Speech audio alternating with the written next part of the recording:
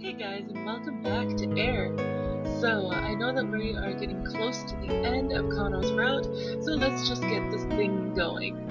I had decided to return back to the place I could call home.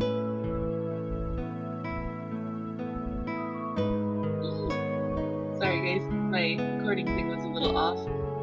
When I reached the shopping district, the sun had almost set. I sauntered down the path, dragging my long shadow behind me. The storekeeper was at the counter of his bookstore, doing nothing in particular. When I nodded at him, he called out to me. "Young man, are you from Osaka?" "That joke's already over and done with."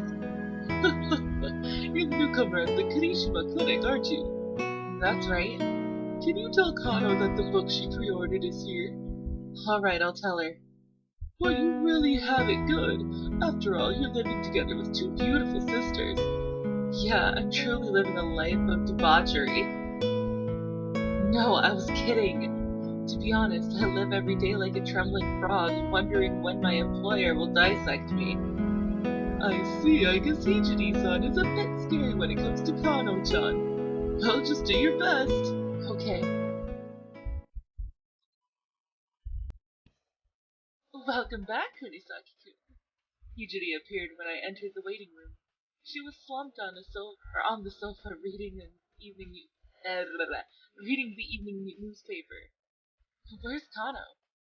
"She's not with you." "No, she went to school to feed the animals." "Her duty is for tomorrow." "She almost forgot about it herself. She's probably standing in for someone."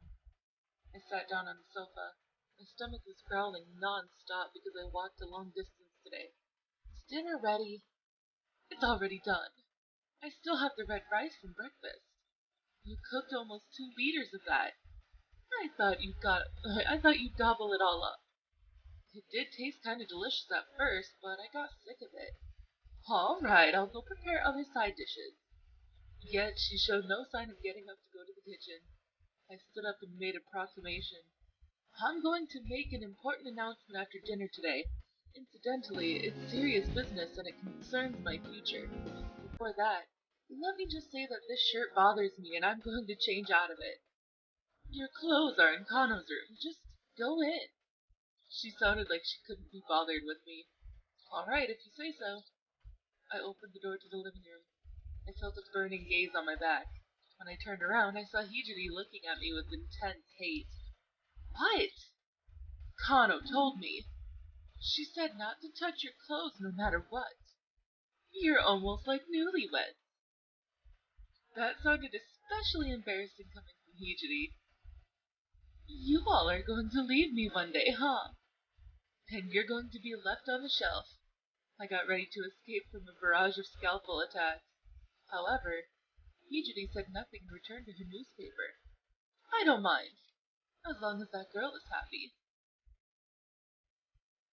I knew there was nobody inside, but I knocked anyway.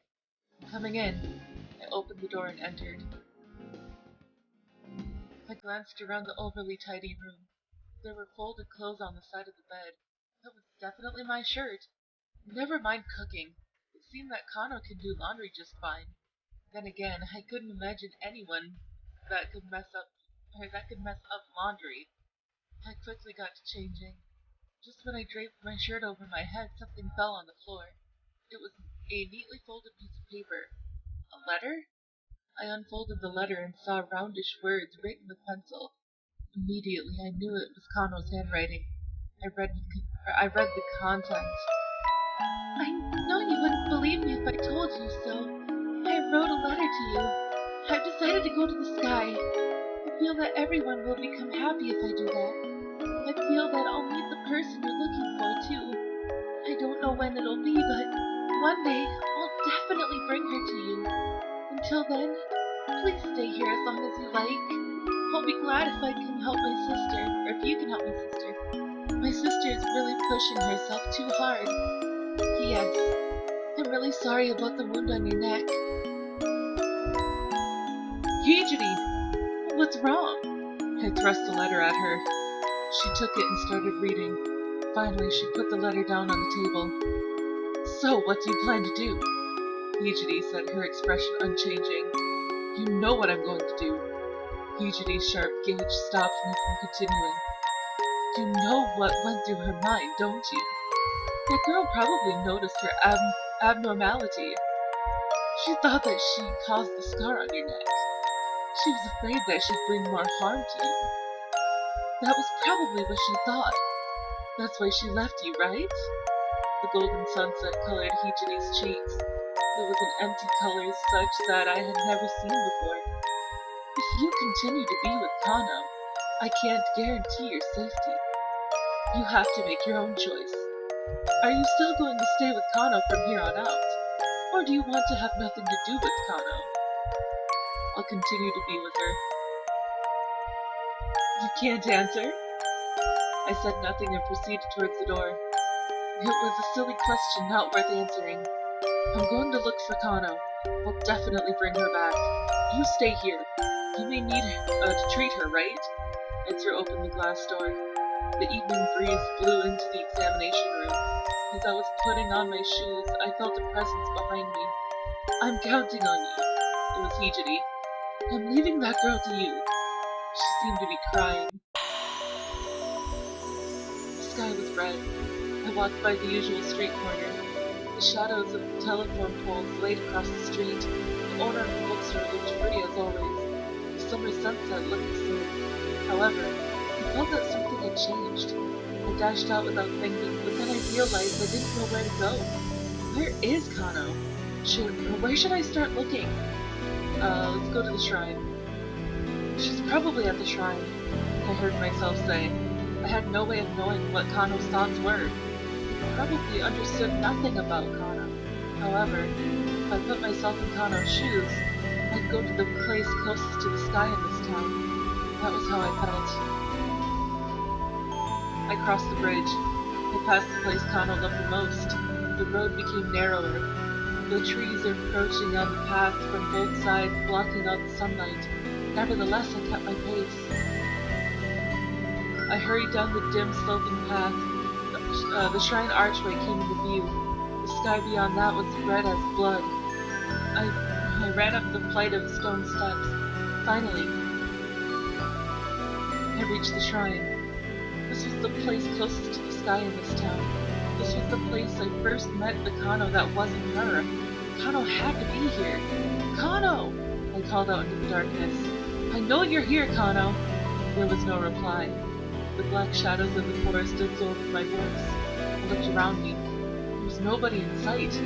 I approached the shrine to check on the louver door. It was locked like the last time. I peeked into the darkness and the gaps of the door. There was no sign of anyone entering. She's not here. That wasn't possible. Kano, if you're here, answer me. I called out to her again. There was still no reply. The light was fading. My confidence was fading with it. I had no time. I didn't have detailed knowledge of the geography of this town either. If it got dark, I'd have no way of finding her. If I didn't find Kano before the sun set, I'd never see her again. That was my gut feeling. Go to the bus stop. I decided to go to the bus stop again. Kano was trying to get away from me. If she were getting out of town, the bus was the only option. I turned around and ran. As I ran, I looked up at the sky. My mother's words came back to me. Up in the sky, there's a girl with wings. She has been there since long ago. She is there even now. In the same air, she continues to feel the wind with her widespread wings. I had thought it was just a fairy tale. It wasn't possible for a girl to exist in the sky. Yet something gnawed at my heart. The puppets stuffed in my pocket. The powers that I had but that shouldn't exist. Because of them, I had been on a journey up until this day. I was running out of breath. I started stumbling. However, I couldn't possibly stop now. The bus stood in front of the setting sun. The bus was just leaving. I ran out into the road and managed to stop the bus. The door opened and the driver spoke. "Oh, you're the young man from Osaka. Did a girl get on? Your girlfriend. That's right. She has short hair, big eyes, with a yellow bandana around her wrist, and she speaks like this. Ah, it's Yuki-Takun. Is she cute? Of course. I haven't seen a girl like that. Really? I don't get many customers on this bus line. if she got on, I'd definitely remember. You see, sorry I couldn't help you. The door closed. I watched dumbfounded as the bus left. When I came back to my senses, I found myself sitting on the bench of the bus stop. The sky had gotten dark. The stars twinkled like they were always there in the first place. The wind that brushed my cheek had lost its heat. I have to go back, I muttered to myself as I got up from the bench. I didn't remember which way I walked. Unknowingly, I had reached the shopping district. The stores lining the street had their lights on. There were also stores closing their shutters early. Moths were cluttering around the street lamps. Right at the side of the street, I saw the old building of the Kirishima Clinic. I climbed up the short flight of steps and gripped the doorknob, but then I stopped short. The smell of a warm dinner came drifting through the gap in the glass door. An image appeared in my head. Behind that door, Hijiri was waiting. She sat on the chair motionless, waiting for KANO'S return. She was so worried, but yet she continued to prepare an insane amount of food for dinner. I pulled back my hand. I'm going to leave town like this, I thought to myself. I couldn't face Hijiri. There was nothing I could do for this home without Kano. Let's go back to my journey. Let's go back to being alone. I'm sure I can forget everything. I can forget about this town. I can forget about Kano. However, I understood. I could no longer move another step. Without Kano, I couldn't go anywhere. I sat down at the porch, closed my eyes and covered my ears. It was then that it happened. Something was clinging to my feet. Pikachu! Oh, it's you. Go in, Hijiri is waiting for you. I was going to open the door for it, but I noticed that Potato was acting strangely. Its woolen fur was a bit dirty. It looked as if it was searching for something all day. Potato ran out into the road. It turned around as if beckoning me to follow. You know where Kano is. Let's go! I threw all doubts aside and started running. Potato ran ahead of me. I chased after it as though my life depended on it. A man and a dog ran up the pitch-black mountain path. Finally, we came to the place. The chilled night air lingered on the stone pavement to the shrine. I squinted in the darkness. There was something on the steps of the shrine, and it was Kano. There was no doubt about it. I ran up to her. I wanted to see if it really was her. I want to ascertain Kano's magic. Kano had tried to go to the sky, so that I didn't have to wander from place to place anymore, so that Hijiri could search for her own happiness, so that everyone could find happiness, so that everyone could live happily together. And this was the result. She was laying in front of me. Kano! The bandana had been taken off her wrist. There was a pool of blood on the steps. Kano didn't move. Her eyes were closed. Tears were flowing from her eyes.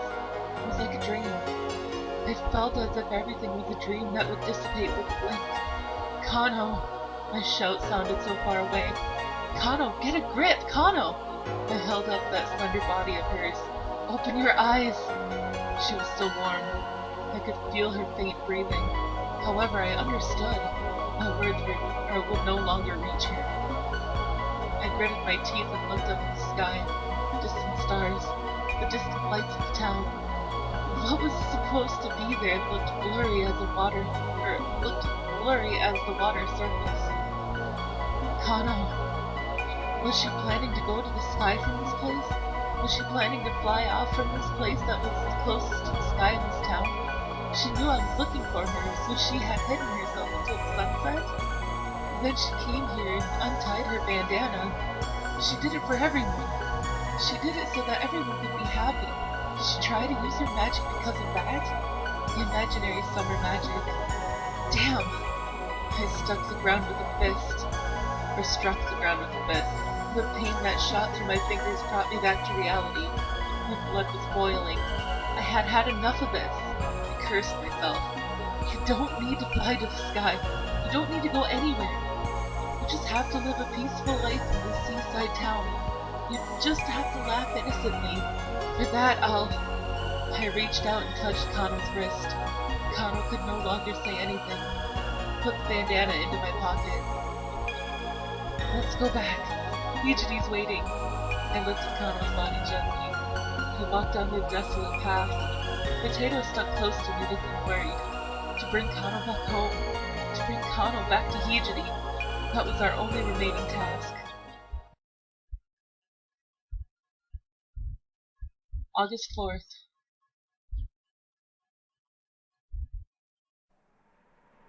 A wind. A cold wind. The sea. A golden sea. The waves rippled. Golden waves. A sea of pampas grass. Someone was dancing. In a plain kimono. Her sleeves ballooned in the wind. Her long hair swayed. She stood against the backdrop of the sunset, accompanied by a fading light. Even her fingers were golden, just like an innocent girl. Who is that? I opened my eyes. An old ceiling greeted me. I was laying on the couch in the waiting room. I should get to mopping. Then I realized the light shining in was that of the setting sun. What day is it now? I got up to a seated position. Then I looked at the calendar on the wall. August 4th. I see. Slowly my memory returned. Last night I carried an unconscious Kano all the way here. Hijidi treated her immediately. I stayed awake till morning, and what happened after that I do not remember. This world didn't feel real. Everything I saw around me looked like something out of a dream. The door to the examination room opened, and Hijidi entered. One look at her and I could tell that she was exhausted. How is she? The bleeding has stopped. Her condition is stable. Is that so? Her condition is stable. Those words said nothing much about Kano's real condition. When I said nothing more, Hijidi continued.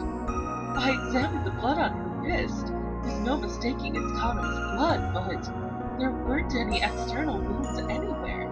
Instead, she has a nasty bruise on the inner side of her wrist. It looks very similar to the one on your neck. Is she awake? She quietly shook her head. The only thing I know is, right now, there's already nothing I can do to treat her. I could move her to my acquaintance's hospital where they have better facilities. That's my only option. Will Kano be cured that way? If you send Kano there, will she get better? There was no reply. Hijidi collapsed into a heap on the sofa. I looked up at the ceiling, as if I could find the help he needed up there. What have I been doing all this time? I said I'd save my sister, but I couldn't do anything. I was always afraid that this day would come. And now I feel like a weight has been taken off my back, because I thought that Kano wouldn't cause me grief again. After that, she stopped talking. Her shoulders trembled through her white coat. There was nothing I could say, so I took my puppet out of my pocket. It was a worn-out puppet made of cloth and cotton. I quickly made it more presentable. Then I placed it on top of the table and infused my will into it. It stood up unsteadily. The puppet walked along the edge of the round table, and it walked with grossly exaggerated movements.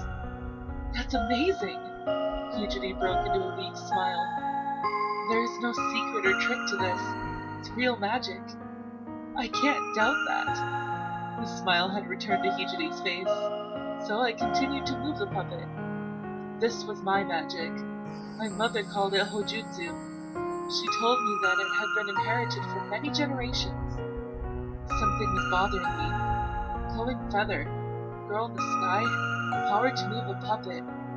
What I could do for Kano? That would be... Just thinking won't get us anywhere. I stood up. I stuffed my puppet back into my pocket. Let's go. Where to? You know where. We're going back to the shrine again. We're taking Kano with us. To bring Kano back. We were halfway across the bridge. Hold on a bit, was what Hijidi said to me. There was a lone house near the mountain. That family's descendants had been tasked to manage the shrine. I waited there for several minutes with Kano still on my back. Hijidi came back after borrowing the key to the shrine. Then we began walking again. Yesterday, I was so focused that I didn't feel any fatigue. But this time, Kano's weight was noticeably straining my back. Let's take turns. I'm fine. It's only fair for me to take half the load. All right. I carefully handed Kano over to Hijiri. She's heavier than I thought. I told you she's heavy. No, it's not that. She was so light in the past. We walked down the dimly lit gravel path while she rambled on. Fireflies used to gather around this rice field. This is the first time the three of us came here together. Pico! That's right, 3 people and 1 dog. Pico pico. By the time we got to the shrine archway, the sun had set. We climbed the stone steps. After switching off numerous times, I was now back to carrying Kano. I felt Kano's breath on the back of my neck, and I know I'm going over my usual time here, but we are almost to the end, so I'm just gonna finish it. We're here, Hijiri said in a monotonous voice. I continued toward the shrine without saying a word. My gaze fell on the wooden stairs. Someone had most likely wiped off the blood stain, since there was almost no trace of it left. Hijiri took out the key and inserted it into the padlock. What? The keyhole was out of shape and there was no way to open the lock. Who the hell did this? One man and a dog remained silent. Hijiri struggled with the lock. This is how you deal with this. She put all her weight into a roundhouse kick. The louver door was blown off with the padlock. Let's go. The man and the dog followed silently. The moment we stepped inside the shrine, the atmosphere changed. The darkness coiled around my sweaty body. The darkness that had haunted this place for hundreds of years. From the single feather of light it was trying to protect. Where's the feather?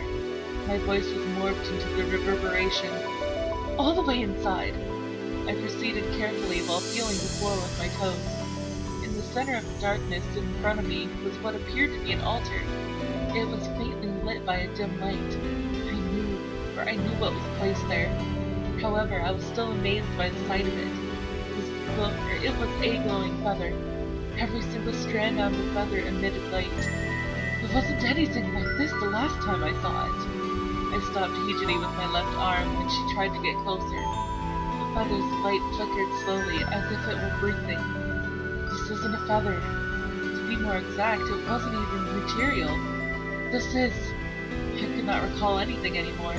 Something stirred inside me.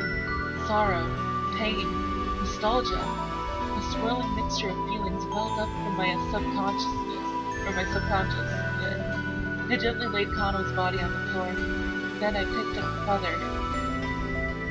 Hijiri swallowed her breath. However, nothing happened. I placed the feather on Kano's chest. The weightless feather moved in rhythm with Kano's breathing. I placed my hand over it and focused my will. I wasn't trying to move the feather. What I was trying to do could not really be explained in words. I was trying to make a connection with the consciousness engraved into the feather. Finally, the feather started to shake, as if new life had been breathed into it.